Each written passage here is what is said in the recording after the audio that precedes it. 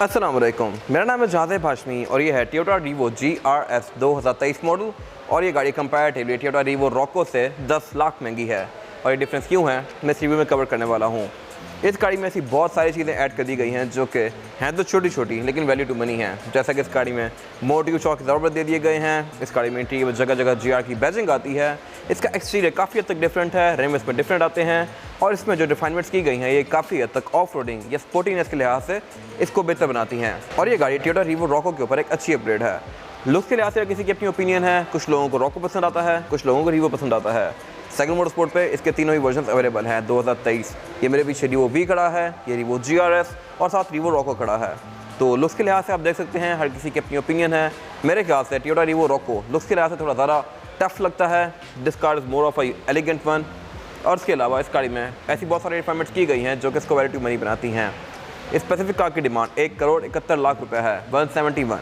और अगर आपने इस गाड़ी के बारे में कोई इन्फॉर्मेशन लेनी है तो आप इस दिए गए नंबर पर कॉल कर सकते हैं या फिर आप सेकंड मोटर स्पोर्ट को विजिट कर सकते हैं। ये गाड़ी सेकंड मोटर स्पोर्ट पे अवेलेबल है और यहाँ पे सिर्फ गाड़ियों की बाइंग एंड सेलिंग ही नहीं बल्कि गाड़ियों का काम भी किया जाता है, जैसे कि tents, wrap, ceramic coating, face lifts. फिर यहाँ पे गाड़ियों के पार्ट्स भी अवेलेबल होते हैं जैसे कि headlights, tail lights, alloy RIMS and what not. और उसके अलावा यहाँ पे गाड़ियाँ फिर पेंट भी की जाती हैं। यहाँ पे पेंट बूथ भी अवेलेबल है प्रॉपर। खैर ये गाड़ी सेकंड मोटर स्पोर्ट के पास अवेलेबल है और 171 की है। इसकी कंपनी से प्राइस 166 है। 1,62,00,000 रुपये इस गाड़ी की अपनी प्राइस है। 4 लाख फाइल का टैक्स या फिर 12 लाख नॉन फाइल का टैक्स। तो ये गाड़ी आपको तकरीबन 1,65-1,66 कॉस्ट करती है। बट यहाँ पे ये गाड़ी 171 की है और उसकी वजह यह है कि ये गाड़ी आपको रेडीली अवेलेबल है। लाइक आप 171 अगर आप यहाँ पे करते हैं तो आप ये गाड़ी ले जा सकते हैं उसी दिन ही, जबकि अगर आप इसको टोयोटा से बुक करते हैं तो ये गाड़ी आपको बहुत टाइम बाद जाके मिलेगी। Overall, it's a great Revo and today I'm going to review it. Let's start with the exterior of this car. ये टोयोटा रीवो GRS का फ्रंट लुक है। GRS की फुल फॉर्म ये बनती है गाजू racing sports.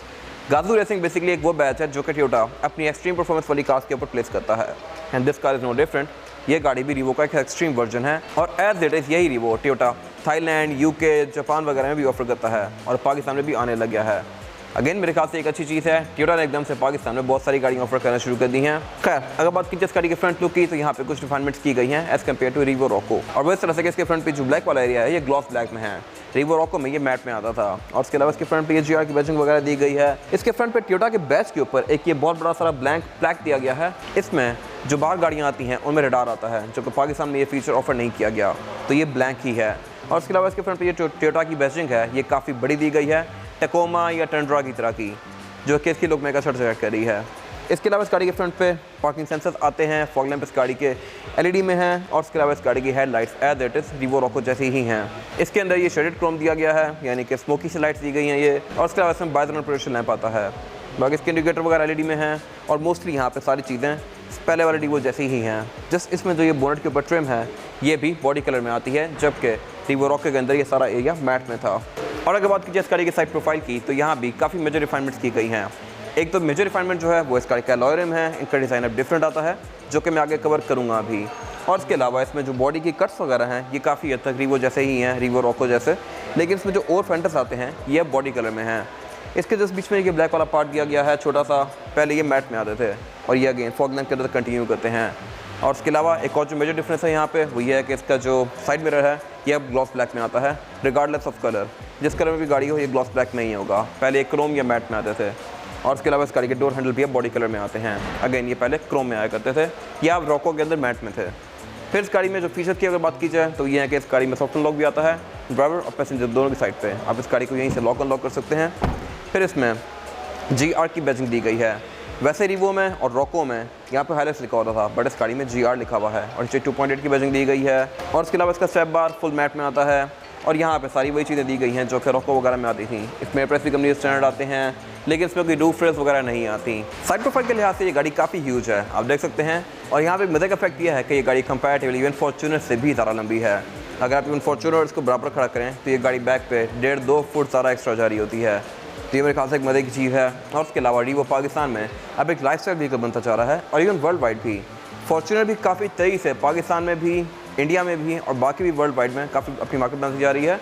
And this car is no different. इसकी market भी काफ़ी तेज़ी से बनती जा रही है क्योंकि एक तो इस गाड़ी की लुक्स बहुत अच्छी हैं, प्लस ये गाड़ियाँ ड्यूरेबल भी बहुत हैं और इनकी प्राइस भी कंपेटिटिव है। इस तरह से कि ये गाड़ी आपको 1,65,00,000, 60 लाख, 70 लाख अच्छी खासी महंगी लगेगी। लेकिन अगर आप इसी प्राइस में और ऑप्शन देखें तो वो क्या हैं, 1,10,12 लाख की तो सिविक है, इसी तरह 1,30,40 लाख की अब हैवल वगैरह हैं।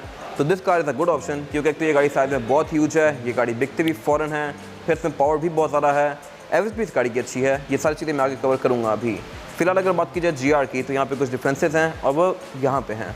रीवो GR में आपको फ्रंट का ये वाला एरिया काफ़ी ब्लैंक लगेगा, और उसकी वजह यह है कि रॉको में यहाँ पे काफ़ी बड़ा सारा रॉको का बैज आता है, और रीवो V के अंदर ये 4x4 का बैज भी बैक पे आता है, जबकि इस गाड़ी में ये 4x4 का बैच तो आगे दिया हुआ है, लेकिन बैक पे एरिया बिल्कुल खाली है। तो ये मेरे ख्याल से थोड़ी सी डिफरेंट सी चीज़ लग रही है। और ये इस गाड़ी का रेयर लुक, जो कि अगेन थोड़ा सा स्ट्रिप डाउन लगता है एज़ कम्पेयर टू रॉको, और उसकी मेन वजह यह है कि इसके बैक पे जो यहाँ पे फ्रिल आती थी हाइलाइट्स की, वो इस गाड़ी से निकाल दी गई है। रॉको में यहाँ पे बड़ा प्लास्टिक का कवर आता था, इस पर हाइलाइट्स की बैजिंग दी गई होती थी, टेल लैंप भी उसके अंदर ही होता था, जबकि इस गाड़ी में वो चीज़ खत्म कर दी गई है, और उसके बैक पे बिल्कुल बेसिक सा चीप प्लास्टिक में एक ट्रंक रिलीज किया गया है। तो मेरे ख्याल से ये इसको थोड़ी सी बेसिक सी लुक दे रहा है। इसके अलावा इसके बैक पे क्रूज फ्रंट की बैजिंग भी नहीं आती, लेकिन यहाँ पे एक GR का बैज ऐड कर दिया गया है, जो कि पहले रीवो में नहीं आता था डेफिनेटली। और उसके अलावा इस गाड़ी के ट्रंक को अनलॉक करने के लिए रिलीज़ किया गया है, लेकिन GR में भी इसका ट्रंक लाइक गिर ही जाता है इस तरह से। अगर इसमें हाइड्रोलिक आ रहा तो मेरे ख्याल से अच्छी बात थी। हाइड्रोलिक आपको आफ्टर मार्केट मिल जाते हैं, और फिर सेगमेंट मोटरस्पोर्ट से भी लगवा सकते हैं, जो कि इतना महंगा भी नहीं है, और इसकी फील को काफ़ी अच्छा बना देता है। इसके अलावा ये इस गाड़ी की ट्रंक कैपेसिटी, जो कि अच्छी खासी स्पेशियस है, यहाँ पर आप अच्छा खासा सामान रख सकते हैं, और उसकी टोइंग कैपेसिटी भी as compare to other options इस कैटेगरी में बहुत ज़्यादा है। और उसके अलावा ये गाड़ी ड्यूरेबल भी बहुत है। इसके अंदर टोयोटा की केसिंग दी गई है, और इस गाड़ी की रेयर विंडो भी ओपन होती है, जो कि आप अंदर से कर सकते हैं। और इसके अलावा रीवो GR के अंदर जो ये रोल बार आता है, ये भी as compare to any other Revo different है। इस तरह से कि रॉको के अंदर ये मैट में आता है, जबकि GR के अंदर ये ग्लॉस ब्लैक में दिया गया है। नो मैटर कलर कौन सा हो, हर कलर में ही ये ग्लॉस ब्लैक में आएगा, और ये इस गाड़ी को थोड़ी सी टॉय कार वाली फील देता है। इसमें सब कुछ बहुत शाइनी और प्लास्टिक वाला है। रीवो रॉको जो है वो थोड़ी रगड फील देता है, जबकि ये गाड़ी बिल्कुल प्लास्टिक लगती है। बट अगेन हर किसी की अपनी ओपिनियन है, कुछ टाइम बाद लोगों को ये भी अच्छा लगने लग जाएगा। इसके अलावा इसके रोल बार के अंदर बैक पे लाइट्स दी गई हैं, यहाँ पे हुक्स दिए गए हैं जिनमें आप अपना सामान वगैरह बांध सकते हैं। इसके अलावा यहाँ पे कुछ खास है नहीं। बाकी रीवो GR में बैक पे पार्किंग सेंसर्स भी आते हैं, और इसका रेयर बम्पर भी ग्लॉस ब्लैक में है। इसके बाद अगर बात कीजिए इस गाड़ी के इंटीरियर की, तो ये रीवो GR का इंटीरियर है, जो कि लुक्स के लिहाज से तो काफ़ी हद तक पहले वाले रीवो जैसा ही है, लेकिन यहाँ पे कुछ कॉस्मेटिक चेंजेस किए गए हैं। और वो ये है कि एक तो इस गाड़ी की सीट सब स्वेट और लेदर की फिनिश में आती हैं, और इसका मीटर चेंज कर दिया गया है। और सबसे मेजर चेंज यहाँ पे इस गाड़ी का ये मल्टीमीडिया स्क्रीन है। इसके बारे में आगे बात करूँगा। अभी फिलहाल अगर बात कीजिए इस गाड़ी के स्टीयरिंग व्हील की, तो ये भी कंपैरेटिवली रीवो रॉको से डिफरेंट आता है। इसके अंदर ये GR की बैजिंग दी गई है, ये स्टीयरिंग व्हील लेदर के फिनिश में है, और इसके अंदर स्टिचिंग दी गई है। इसके अलावा GR के अंदर पैडल शिफ्टर्स भी ऐड कर दिए गए हैं, जो कि अगेन मेरे ख्याल से एक अच्छी चीज़ है।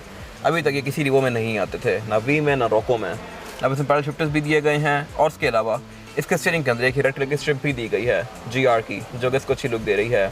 इसके अलावा इस गाड़ी के स्टीयरिंग पर डिफरेंट कंट्रोल्स दिए गए हैं, लेफ्ट पे मल्टीमीडिया सिस्टम के कंट्रोल्स, राइट पे MRI डिस्प्ले के पीछे नेविगेट करने के कंट्रोल्स दिए गए हैं। इस गाड़ी में क्रूज भी आता है, लेकिन ये एडप्टिव नहीं है। इसके अलावा अगर बात कीजिए इस गाड़ी के मीटर की, तो यहाँ पे मीटर भी चेंज कर दिया गया है। इसकी लुक सब ज़्यादा बेहतर आती हैं। इसकी नीडल ब्राइट रेड में है, और इसका ओवरऑल जो कलर कॉम्बिनेशन है वो भी ग्रे, वाइट और रेड का ही है, जो कि मेरे ख्याल से बड़ा मज़े का लग रहा है। इसकी ब्राइटनेस को आप यहाँ से कम ज़्यादा कर सकते हैं, और इसका जो MRI डिस्प्ले है, इसमें मोर और लेस फीचर्स वैसे ही आते हैं रीवो रॉको जैसे, लेकिन अगर आप इसको पहली बार कॉन्फ़िगर कर रहे हो तो ये आपसे पेट्रोल प्राइस भी पूछता है। तो ये मेरे ख्याल से अगर एक डिफरेंट चीज़ है। और इसके अलावा अगर आप इस गाड़ी को स्टार्ट करते हैं तो ये कार GR का लोगो शो करवाती है।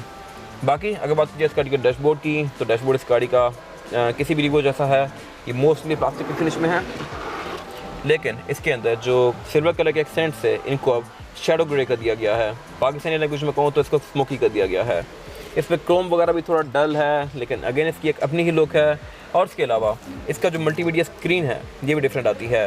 ये प्रॉपर वही स्क्रीन है जो कि थाईलैंड, UK वगैरह में टोयोटा ऑफर करता है, और उसमें बहुत सारे फीचर्स आते हैं एज़ कम्पेयर टू रॉको वाली स्क्रीन या पहले जो स्क्रीन इस गाड़ी में आती होती थी, वो बिल्कुल बेसिक स्क्रीन थी, पाकिस्तानी प्री थी, ऑटोमेट की, और उसमें कोई खास फीचर्स नहीं थे, जबकि this is a totally new thing. इसमें आपको गाड़ी की एवरेज भी शो होती है, क्रूज रेंज भी शो होती है, ये गाड़ी आपको इसकी माइलेज वगैरह भी शो करवाती है। फिर यहाँ पे ट्रिप्स, एवरेज किलोमीटर पर लीटर, ऑयल लाइफ वगैरह भी शो होती है आपको इसकी।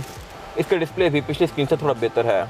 और अगर बात कीजिए क्लाइमेट कंट्रोल की, तो ये गाड़ी में डुअल जोन है, जो कि फेसलिफ्ट के बाद से रीवो में आना शुरू हो गया था, यानी कि ड्राइवर और पैसेंजर अपनी मर्जी के लिहाज से इसकी जोन्स को एडजस्ट कर सकते हैं। उसके साथ यहाँ पे इस गाड़ी का 4x4 का कंट्रोल दिया गया है। ये कार 4x4 है डेफिनेटली। इसको आप H2, H4 और L4 के बीच में स्विच कर सकते हैं। इसके अलावा यहाँ पे 2 पावर आउटलेट दिए गए हैं, डाउन एसेस कंट्रोल दिया गया है, ट्रैक्शन कंट्रोल दिया गया है, डिफरेंशियल लॉकिंग दिया गया है और एक स्टोरेज पॉकेट दी गई है। उससे पीछे यहाँ पे 2 कप होल्डर्स दिए गए हैं और ये इस गाड़ी का गेयर पैनल भी इस गाड़ी में शैडो क्रोम है और इसका डिफरेंट गियर्स के बीच में इस तरह से स्विच कर सकते हैं लाइक दिस। और ट्रांसमिशन रीवो के अंदर ट्रिप्ट्रॉनिक ही आती थी जिसको आप इस तरह से डिफरेंट गियर्स के बीच में स्विच कर सकते थे, लेकिन GR के अंदर पैडल शिफ्टर्स भी दे दिए गए हैं जो कि अगेन मेरे ख्याल से एक बड़ी मजे की चीज़ है। इसके अलावा इस गाड़ी में ड्राइविंग मोड्स भी आते हैं, इको और पावर का हैंड ब्रेक इस गाड़ी में ट्रेडिशनल ही आती है अभी तक। उससे पीछे यहाँ पे सेंटर कंसोल दिया गया है जो कि स्पेशियस है और इसके अंदर एक 100 वोल्ट का पावर आउटलेट दिया गया है जो कि नॉर्मल हाउस होल्ड सॉकेट जैसा है। इसके अलावा इस गाड़ी के सेंटर कंसोल की हाउसिंग भी, इसकी सीट्स भी और डोर पैनल वगैरह भी ब्लैक और रेड के कॉम्बिनेशन में है। सीट इस गाड़ी की अब डोर कॉम्बिनेशन में है स्वेट और लेदर के और इसके बीच में रेड कलर की स्टिचिंग कंटिन्यू की गई है और कुछ रेड एक्सेंट्स भी दिए गए हैं। प्लस इस गाड़ी के हेड रेस्ट के अंदर अब GR की बैचिंग आती है।